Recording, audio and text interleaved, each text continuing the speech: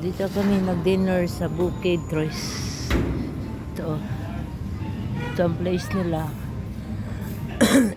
Malawak ang parking space. Yung kakainan naman nasa tapat lang ng parking ng sasakyan mo. Malawak ang lugar nila. Yung mga kainan nila, ganan. Ayan. Dito kami kumakain. Malawak, no? Parking space. Yan, Bukid Tres at Busay.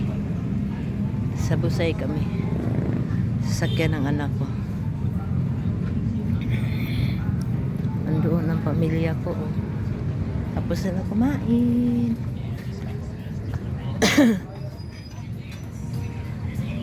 Doon. Kunasat, kugos. Si R nalibang. Ay. Continuous.